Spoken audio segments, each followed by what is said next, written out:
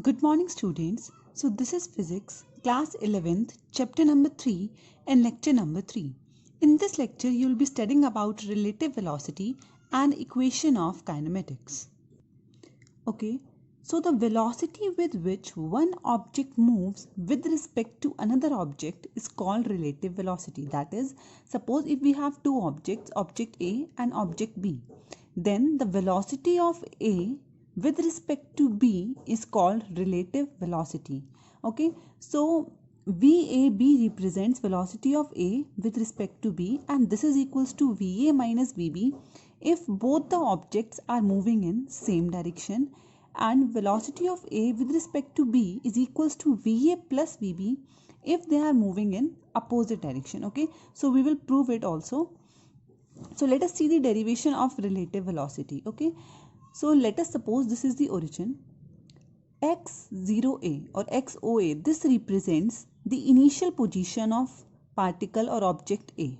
Okay, similarly xob represents the initial position of particle B. So these positions are at time t equal to 0. Therefore we are taking 0a and 0b. Okay, now let us suppose after a time t, the position of A is this xa, and after time t the position of B is this, that is xb. Okay, so now if I suppose from here to here the particle A is going with velocity va, so you can calculate this distance. So for this distance velocity is va and time is t, so you can say this distance will be equal to vat. Similarly, for this distance speed of the particle B is Vb and time taken is t. So this distance will be Vb into t. So this will be Vb into t and this will be Va into t. Okay, so now look here. If I write down the distance xa, see xa is the distance from O to this point. So how can we write xa? So we can write down xa is equals to x naught a, that means this distance plus Vat. Okay, so xa is x naught a plus vat. Similarly, xb is equals to x naught b plus vbt. X naught b plus vbt. Okay, so now if we subtract these two equations, that is xb minus xa, so that will be equal to x naught b minus x naught a plus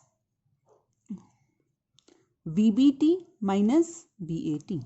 VBT minus, okay, so I have taken t to be common, so that will become VB minus VA.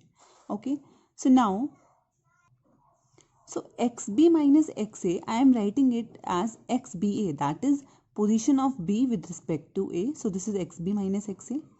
Okay, so this is X naught BA, that is, okay, this is at time t because we have taken XA and XB positions at time t, and these positions are at time t equal to 0. Okay, so this will be the position of B with respect to A at time t, and this will be the position of B with respect to A at time t equal to 0. So we are representing this by this. Okay, plus t Vb minus Va. So if I calculate from here Vb minus Va, that will come to be xba minus x naught ba upon t. Okay, so this is nothing but relative position of particle B with respect to A and upon time.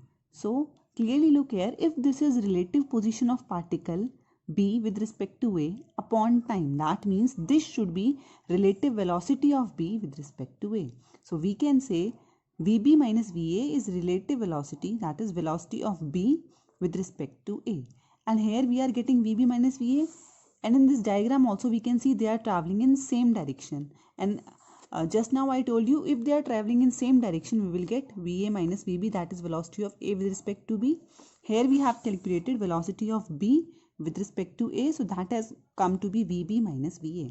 If you will do the same derivation and you will take their direction in opposite, their motion in opposite direction, then you will get velocity of B with respect to A to be Vb plus Va.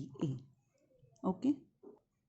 Okay, so before starting equations of kinematics, we have to see the basics of trigonometry and calculus. So let us start with the trigonometry first. Okay, so all of you must have listened about these angles, and you know this formula also, that is Pandit Badri Prasad har har bole sona chandi tole, that is sin theta is equals to perpendicular upon hypotenuse cos theta is equals to base upon hypotenuse. Tangent theta is equals to perpendicular upon base. Okay.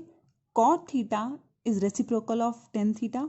Cosecant theta is reciprocal of sin theta. And secant theta is reciprocal of cos theta. You already know all these formulas. Okay. So now let us look here. See, this is a graph and these are quadrants. These are 4 quadrants. 1, 2, 3, 4. Okay. So in first quadrant, all the angles are positive. That is, either you take sine, cos, tangent, any, that will be positive. But in second quadrant, only sine and cosecant are positive. In third quadrant, only tangent and cot are positive. In fourth quadrant, only cos and secant are positive. Okay. And we are starting from here. This is 0 degree, 90 degree, 180 degree, 270 degree. And if you again come to 360 degree, it will again come here. Okay, so you can remember this by all school to college. Okay, all school to college. So A means all positive in first quadrant. S means sine positive in second quadrant. See, cosecant is just reciprocal of sine. If sine is positive, that means cosecant will also positive. So in third T, that means tangent positive. In fourth C, that means cos positive. Okay, so you can remember it by this, all school to college. Okay, so now we can prove it also ki why here all are positive, why here sine is coming to be positive. Okay, for example, let us calculate. See, I am considering this triangle OAB. If I calculate sine theta in this triangle, sine theta is nothing but perpendicular upon hypotenuse. So see, perpendicular is perpendicular is AB, and hypotenuse is OA. Now you can see in first quadrant this axis is also positive, this axis is also positive, right? So that means both of them will be positive. So we will get sine theta to be positive only. Now let us consider here. Again I am considering a triangle OA dash B dash. Let us calculate tangent theta in this direction. In this quadrant. Now you know only sine and cosecant are positive. That means tangent should come negative. So if I calculate tangent theta, so tangent theta is perpendicular upon base. Perpendicular is A dash B dash and base is OB dash. Okay, so now A dash B dash, see, for second quadrant, this axis is positive, but this axis is negative. That means A dash B dash will be positive, but OB dash will be negative, right? So that means tangent theta will come to be negative. Similarly, you can calculate any angle by using these triangles in any quadrant, and you can see which is coming to be positive and which one is coming to be negative. Okay. Okay, now suppose we have to solve sine 90 plus theta. So to solve such type of thing, we have some formulas. So let us go through those formulas first. Then I'll tell you how to solve this thing. Okay. So always remember, sine is converted to cos, tangent is converted to cot, and cosecant is converted to secant in such formulas. Okay, remember this, sine is converted to cos, tangent to cot, and cosecant to secant. Okay, so first thing is 180 degree is equals to pi radians. Okay, remember this. If you want to convert degree into radians, this is the formula. 180 degree is equals to pi radian. Okay, so if you want to calculate 90 degrees, divide them. When you will divide here by 2, you will get 90 degrees, and when you will divide by 2, you will get pi by 2. That means 90 degrees will come to be pi by 2 radian. Okay, so now there is some rule when this conversion is to be done and when this conversion is not to be done. If you have a multiple of pi by 2, for example 90, 270, etc. See, 90 is pi by 2. 270 is 3 pi by 2. That means it is also a multiple of pi by 2. So if you have a multiple of pi by 2, then conversion will be done. If you have a multiple of pi, see 180, I have told you it is pi radian. So 180 is pi. 360 is written as 2 pi, because if you will multiply both the sides by 2, here you will get 360 and here you will get 2 pi. So again 360 is a multiple of pi. So if you have a multiple of pi, conversion will not be done. So remember this, if you have a multiple of pi by 2, conversion will be done. If you have a multiple of pi, conversion will not be done. This sine 90 plus theta. See, 90 is there and I have told you if 90 and 270 are there, conversion is done. If 180 and 360 are there, conversion will not be done. Okay. So sine 90 plus theta. 90 is there, so therefore we'll convert, and you know sine is converted to cos. So sine will be converted to cos theta. Okay, now 90 plus theta, that means you are going in second quadrant. For second quadrant, you can see in your diagram, sine is positive. Therefore, we will write down it as plus cos theta. Always remember, you have to see sine for this which is given in question, not for this one. Okay, because 90 was there, that is multiple of pi by 2. So we will convert sine to cos. And because we are going in second quadrant, and in second quadrant sine is positive, so we will write down positive. Again see cos 90 plus theta. Again 90 is there, conversion will be done, cos will be converted to sin theta. We are going into again second quadrant, that is 90 plus theta, but in second quadrant cos is negative, therefore we'll use a negative sign. Okay, similarly here sin 180 plus theta. Now 180, for 180 conversion is not done, so therefore sin will remain sin theta only, and 180 plus theta means third quadrant, and in third quadrant tangent is positive, that means sign will be negative, so we will use a negative sign here. Again tangent 270 plus theta, again for 270 conversion is done, so tangent will be converted to cot theta, and 270 plus theta means fourth quadrant, and in fourth quadrant cosecant is positive, that means tangent will be negative, so we will be using minus cot theta. I hope it is clear. Now you can take any example yourself and you can write down what will be the value. Okay, so you have to just remember if 90 or 180 is there, if of 90 or 270 is there, that is if a multiple of pi by 2 is there, the conversion will be done. And if 180 or 360 is there, that is a multiple of pi is there, then conversion will not be done. And you can convert any degrees into pi by this formula. 180 degree is equals to pi radian. So you can calculate any value in terms of pi now. Okay. Remember this 180 degree is pi radian. Okay. Okay, so this is a table, and you all of you I hope must be knowing this table already. So these are the some angles 0, 30, 45, 60, 90, and these are the values of this angles sin theta, cos theta and tangent theta. Okay, so you can easily remember it like this. Remember this series 0, 1 by 2, 1 by root 2, root 3 by 2, 1. Cos theta is just reciprocal of this line. So we have just done reciprocal, and tangent theta is sin theta upon cos theta, so just divide them, you will get value of tangent theta. Okay, so you can easily remember these values. Okay, so from this table now let us see how to calculate various angles. Suppose if you are given sin 120 and you have to calculate what will be the value of sin 120. So see, we can write down 120 as 90 plus 30, right? Now you know if 90 is there, conversion is done, so sine will be converted to cos. 90 plus something, that means you are going in which quadrant? Second quadrant, and in second quadrant sine is positive, so positive will be there. Okay, positive cos 30, and value of cos 30 is root 3 by 2. Okay, now some of you will say कि instead of 90 plus 30 we can also write down 180 minus 30, right? 60. So therefore you can use this also, or you can write down 180 minus 60 also, you will get same answer. So I am calculating it by this formula also.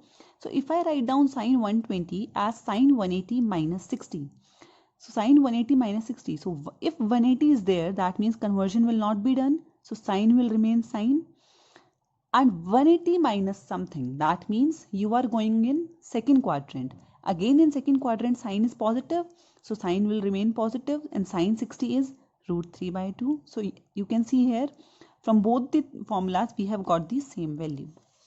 Okay, similarly for cos 135, we can write down 135 as 90 plus 45.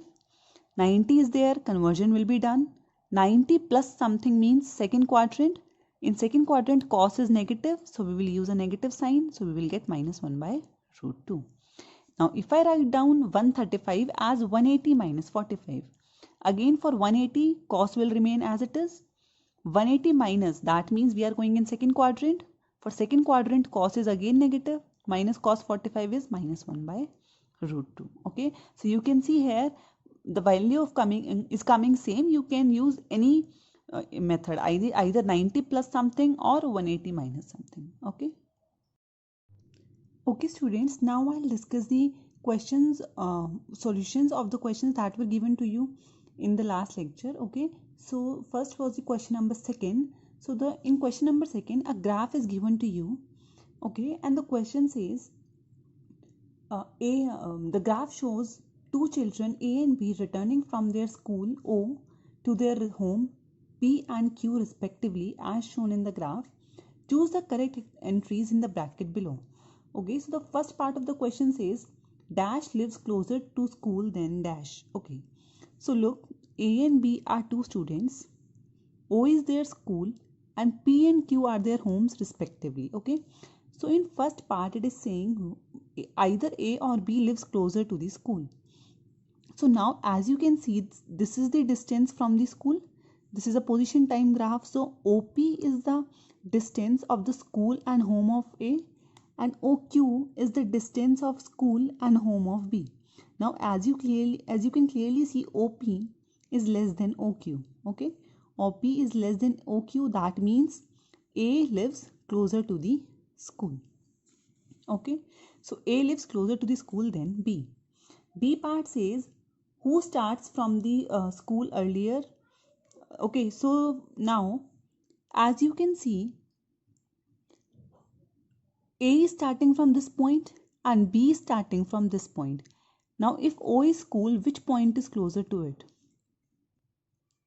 Okay, so this point is closer. That means A is starting earlier than B, because this point shows that at t is equals to 0, A has started, but B has started at some finite value of t. So this means A is starting earlier than B. Okay, C part says who walks faster. Okay, so now as you can see, slope gives you velocity. You know that position of slope of your position time graph gives you velocity. So out of these two lines, this line has greater slope. That means velocity of B is higher. Okay. D part says A or B which reaches home and what time. Okay, so now as you can see, they are reaching home. This is the home of A, this is the home of Q. They are reaching home at same time because this line is showing the same time. That means A and B are reaching home at same time. Last part of the question says who overtakes the road and how many times. See, this is the point where they are meeting. That means at this point either A or B is overtaking another one. So if you see clearly, A has started earlier and B has met him. That means B is overtaking A. So B has overtaken A on the road and one time, because they are meeting only one time in the graph. Okay. Okay, so the next question is question number third. The question says a woman starts from her home at 9 a.m., walks with a speed of 5 km per hour on straight road up to her office 2.5 km away.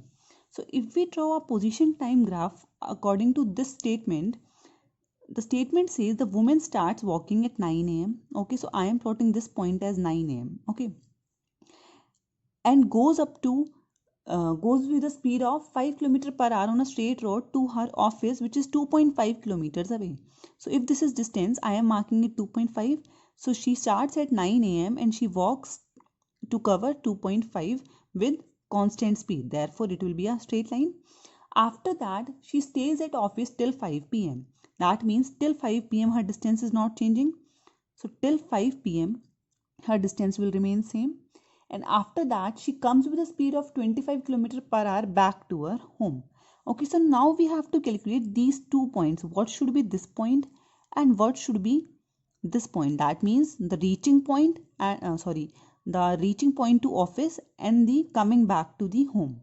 Okay, so now during the starting, that means when she was going to office, the distance covered was 2.5 km and speed was 5 km per hour. So if you calculate time, you will get 0.5 hours. That means she took half an hour to go to the office. So we can say this point will be 9:30 a.m. After that, for coming, The speed was 25 km per hour. Distance is same 2.5. So time will come to be 0.1 hour, or you can say 6 minutes. That means she has taken 6 minutes to come back home. So if she started at 5 p.m. so she will be reaching her home at 5-6 p.m. So this point will be 5-6 p.m. So this will be the graph for women's walking. Okay, so the next is question number 4. It says a drunkard walking in a narrow lane takes 5 steps forward and 3 steps backward. Okay, so he is taking 5 steps forward and 3 steps backward. Each step is given to be of 1 meter, and to cover each step 1 second is required. Now the question says determine how long the drunkard takes to fall in a pit 30 meters away from the start. That means 30 meters away a pit is there. So we have to calculate at what time the drunkard will fall in that. Okay, so now if you look clearly, if he is going 5 steps forward and 3 steps backward, so total there are 8 steps now. So we can say distance covered in 8 steps will be 1 plus 1, only this. So distance covered in 8 steps is 2 meter. From this we can say distance covered, 1 meter distance will be covered in 4 steps. Okay, so now see, we have to reach to 13 meters. Okay, so if I subtract 5 from 13, because he will be taking 5 steps forward, so if I subtract 5 from 13, we will get 8, because if it has taken suppose 8 steps till now, so 9, 10, 11, 12, 13. Here pit is there, so he will fall down. Therefore, I am calculating first for 8 meters how many steps are required. So if for 1 meter 4 steps are required, that means for 8 meters 8 into 4, 32 steps are required. So after 32 steps, when he will take 5 more steps, that is 30, 33, 34, 35, 36 and 37, he will fall down here. So to calculate total steps, just add 5 to it. So there will be 37 steps to cover 13 meter, and therefore he will fall down after 37 seconds, because for one step 1 second is there. So for 37 steps 37 seconds will be taken. Okay, so the next is question number 16. In that question, 4 graphs are given to you, and it is asking which one of the graphs shows one dimensional motion. Okay, so now this is a position time graph. If I draw a dashed line here, now you can see at a particular time there are 2 positions, which is not possible for a one dimension motion. So this can't be one dimension motion.